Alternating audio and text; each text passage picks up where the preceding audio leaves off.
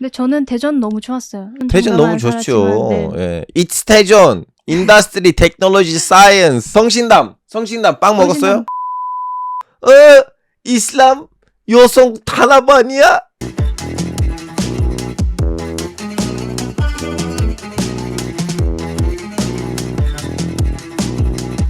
알파고의 지식 램프에서는 오늘은 우리는 오직 키르기즈스탄에서 오신 분을 모신 거 아닙니다, 여러분.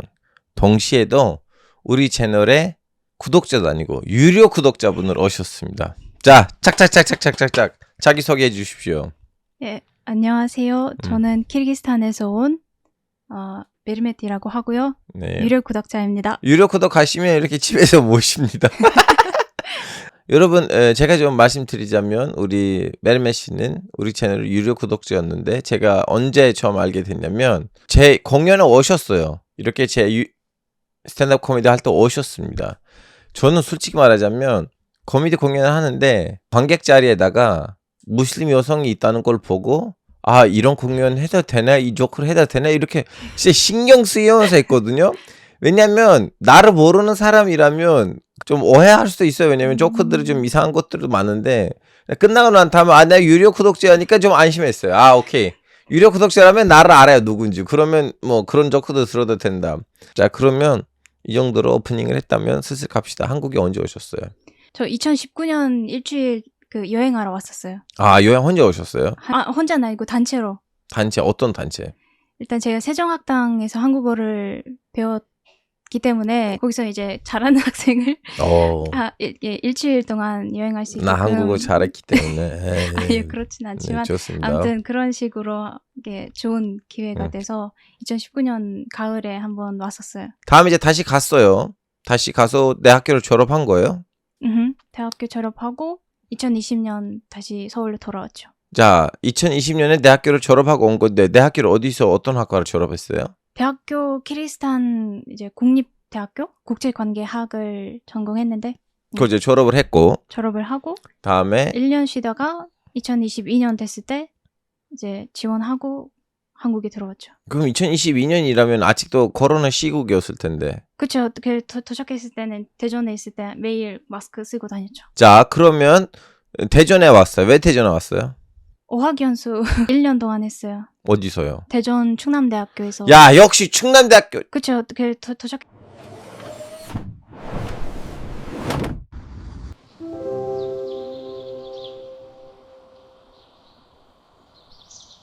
우리 글로벌 캠퍼스 외국인들이 한국 사회에다가 적응을 제대로 할 수 있는 제일 좋은 대학교 충남대학교.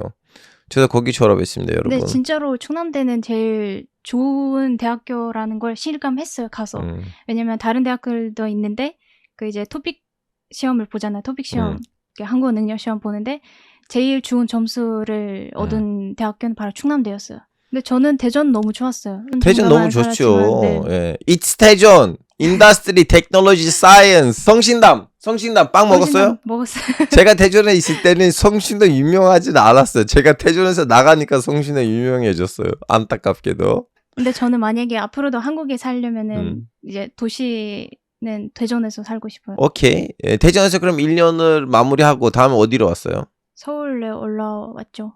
서울 국민대학교. 어디요? 국민대학교에서 뭘 배우고 있어요, 지금? 지금 정치외교학과에서 석사를 하고 있어요. 석사 끝났을 텐데. 지금 마지막 학기 남았어요. 자, 그러면 좀 자극적인 질문을 하도록 하겠습니다. 카자흐스탄, 키르기즈스탄.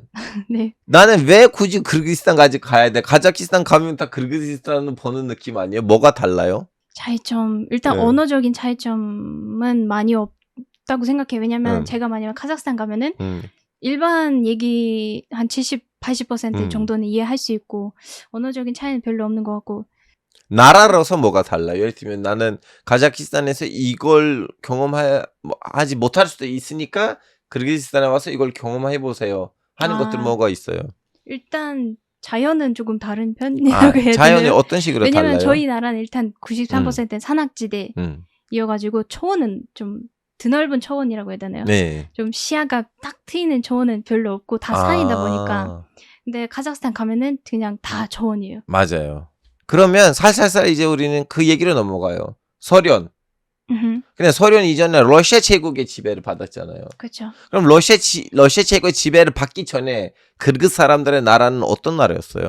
일단 통일된 나라는 없었어요. 일단 키르기스탄 그 국기를 보시면 아시겠지만 자, 그르기스탄 국기. 40개의 태양 줄이 있어요. 그리고 크르그스이라는 단어 자체에 여러 가지 해석이 있어요. 일단 네. 첫 번째는 크르크 어구스이라는 단어인데 네. 크르크는 40개, 예. 어구스는 약간 부족이란 예. 뜻인데 그러면 이게 40개의 부족이 연합된 그런 공동체라는 네. 의미를 가지고 있고 이제 두 번째 해석은 크르그스이라는 단어에서 유래됐다고 하는데 그 무슨 뜻이면 약간 죽지 않는 영원한이라는 뜻을 가지고 있어요. 그래서 국기를 보시면은 태양빛 40개의 줄이 있어요. 그게 이제 크르그스탄 안에 있는 40개의 부족의 그 뭐라고 하죠? 그 합친 거? 대표하는 거예요. 아.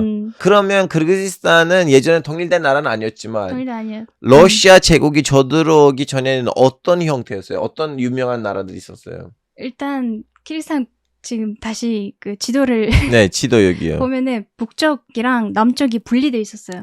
19세기 때 네. 분리돼 있었고 그 북쪽 애들은 약간 카자흐 애들이랑 좀 싸웠고 네. 중국 애들이랑 조금 싸우고 중국 애들이랑 그랬던 싸우고. 시기예요. 그래서 그 거기 북쪽에 사는 그 부족 중 하나가 그 러시아로 대사관을 보내요. 도와달라고. 아, 러시아 제국에다가 도와달라고 보내서 그 러시아 제국 와서 합병을 해요. 네. 자발적으로 합병을 한 거죠. 예. 키르기스 애들이. 예. 근데 남쪽은 반대로 우리는 싫다. 네, 싫다. 하기 싫다 해서 그 당시 남쪽에 있었던 나라는 그 코칸드 한국이었어요. 예. 키르기스 애들이 거의 그 일부였고. 네. 그래서 코칸드 한국이랑 같이 러시아랑 싸워요. 코칸드 밑에 있는 그르기스 애들은 애들은 끝까지 러시아랑 싸우다가 유일하게 러시아가 침략하지 못하는 땅이 있어요. 여기 페르가나. 왜 침략하지 못했냐면 이분 때문이에요. 여러분, 나는 예전에 이 채널에서 여러 번 설명했어요. 다들 이슬람을 보고 이슬람 여성 단합아니야? 무슬림들 여성들 단합하지만 여러분 지금 전 세계에 집회들이 있거든요. 일부 나라들은 자기 집회에다가 여성들을 실었어요. 근데 유일하게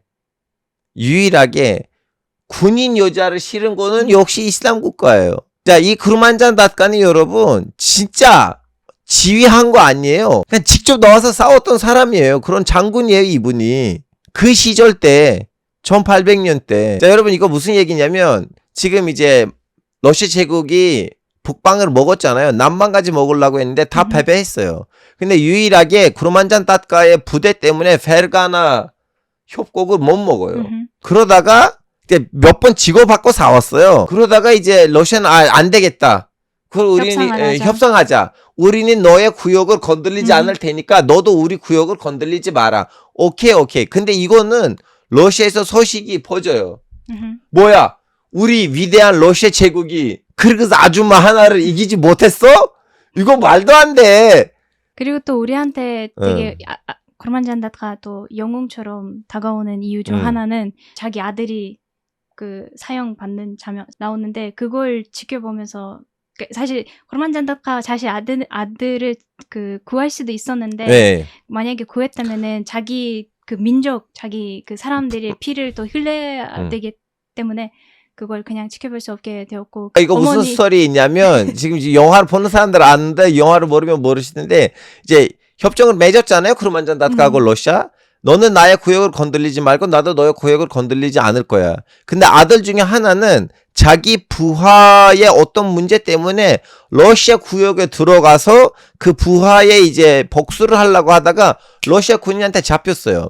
그래서 지금 협상상으로는 그 아들이 러시아 법에 의해서 재판을 받아야 돼요. 그리고 협상을 깨트린 거야.